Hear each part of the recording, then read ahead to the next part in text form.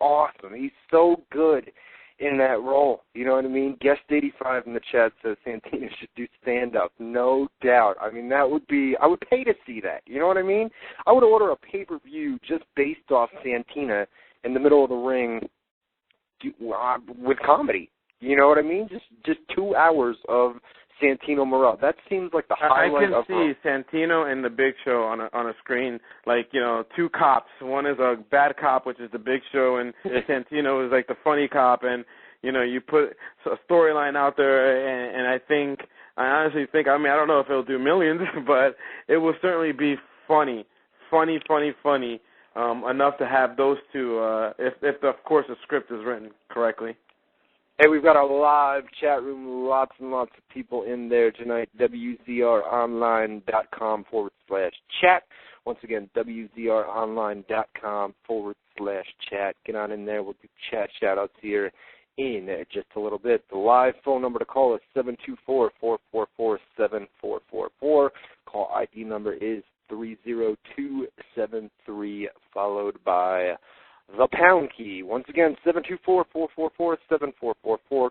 Enter call ID number 30273, followed by the pound key.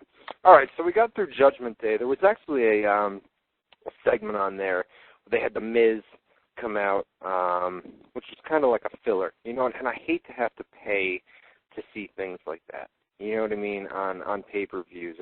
I think pay-per-views should be stacked with match after match. You know, I think they only had 6 or 7 matches going in on this card, and it just seems to me like, I don't know, stack it.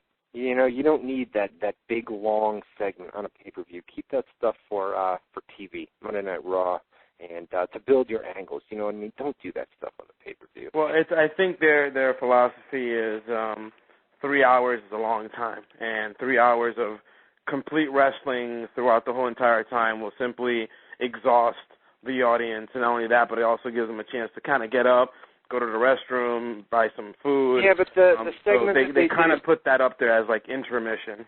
The segment that they did on the pay-per-view was all about the Chicago crowd, and Alfonso Soriano was out there. They had the baseball team out there. And, you know, when you're watching that on TV, sure, if you were there in Chicago, great. The guy's out there, he's trashing your hometown, da-da-da-da-da. It's a good segment for the live crowd. But when it comes across on TV, it only works for the live crowd. You know what I mean? It doesn't work for somebody that's sitting here in Albany, New York, or sitting there in Stamford, Connecticut. The Chicago, the complete trashing of Chicago, the city as a whole, the baseball team, da-da-da-da-da. I think the sixth segment is written as an audience participation, you know. So when you go to a TV show and they do a TV taping, you know, like a Seinfeld or whatever, you know, you have that audience participation some form of way. A comedian comes out, and I did acting before, so I kind of have an idea of what goes on before the TV camera goes on. And I think what they did there was simply that filler, give people a chance to kind of, you know, breathe a little bit, but more importantly, to get the audience to participate into the segment, which, of course, obviously... Or you say breathe a little bit. You mean something like sleep a little bit? Well, you know, try to, you know, find your pulse, make sure that you're still up, and, you know, take maybe... go to the bathroom, cook some popcorn, grab a beer, right? Go for a little stretch, you know, maybe there's a little cigarette area that's open, and go have yourself a toke and come back, and you get kind of rejuvenated. And a lot of times that's what happens. Usually the diva matches, the segments where people are talking, those are usually kind of the segments to give the audience a little break before you start seeing a more high end of a match. Hey, I'll tell you what. Let's talk a little bit about Monday Night Raw. We'll give this about 10 minutes, and then we'll go to our commercial break. Or we'll do the Jeff Hardy story and then go to commercial break, and then come back. And I've got a big announcement in hour number 2 for you WZROnline.com fans. We're going to launch a big new feature here in hour number 2 on the website. I've been told to wait to hour number 2, and I want to so bad right now. I just want to blurt this out and say our new site feature is, but I know I'd get in trouble because the site producer... No, never mind. Sorry. No. The producer told me to hold off for hour number 2. And he's yelling at me right now. He says he'll kill me. So we're not going to do that. We're going to wait till hour number 2, and then I'm going to let you know about a big new site feature that's going to debut here, live, in hour number 2. Live. We're going to do it right then and there in hour number 2.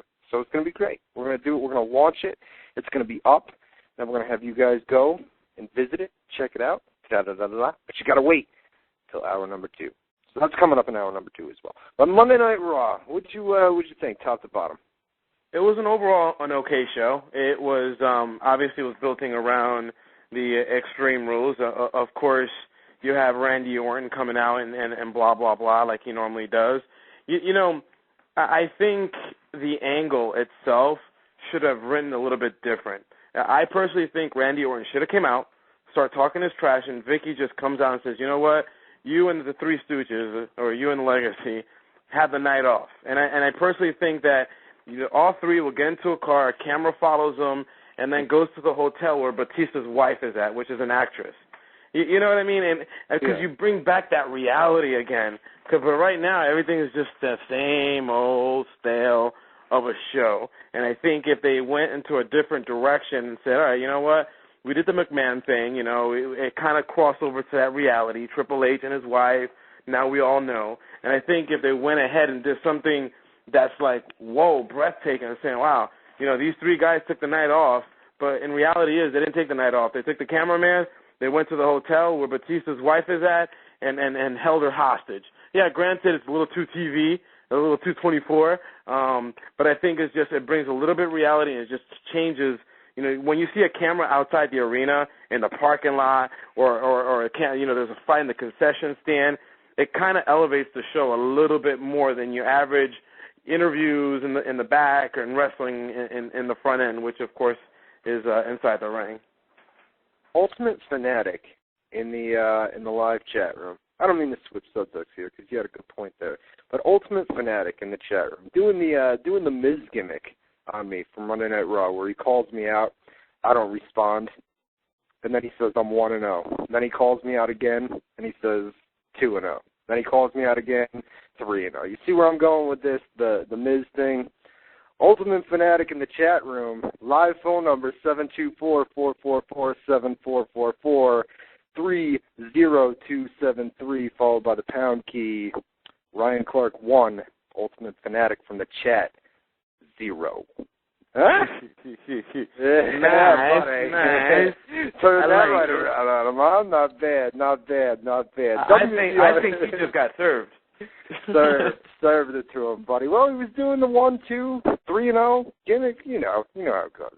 WZROnline.com /chat. See, don't think I'm not watching you guys in the chat room. Some of these guys think I don't look, don't see what they're saying. I got you up every week, no doubt. But yeah, so Monday night. I mean, let's run it down top to bottom. What do you think about Ric Flair? Nice. It's always. And we all know last week we reported that Flair sent a text email to John, which is the talent relations, about trying to come back into the ring, and it looks like that's the direction that's going to end up happening, where Ric Flair will come out of retirement, and he looked great. You saw the veins popping out, and his old Nature Boys type of style, and the guy looks great. I'm like, he's speaking more diesel than some of the other talent that's on the roster right now. It's Ric Flair, though. It's Ric Flair, but there's a sad story behind that. Listen, Flair's going through a divorce. He's got his son in some serious legal trouble right now with the heroin arrest, and I'll be honest with you, the guy hasn't saved a lot of money.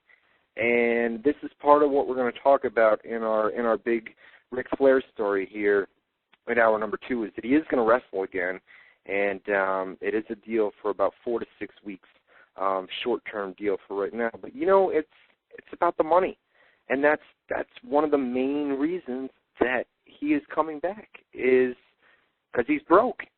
He doesn't have a lot of money, and not only that, but he misses it. I mean, you go to WrestleMania, right, and you see all that, and you're around all the guys, and it's just, you get that itch to go back in the ring. But when in Flair's case, it's that, but it's also, I mean, the guy feels good. You know, he's came out in interviews and said that he feels fine, and you know, he's ready to go. Feels like he's still in his 30s or 40s or whatever he said in the interview. You know, but it's about money. It all comes down to money, and that's what we're going to talk about in hour number 2. So it's, you know, it's kind of sad to see, because when you look back on that, and I know we did the radio show and we said the Ric Flair retirement, and they did the big WrestleMania send-off, and we saw it happen in front of our eyes, and it was great. The way that they did it, it was great. You had Flair crying. You know, I was not crying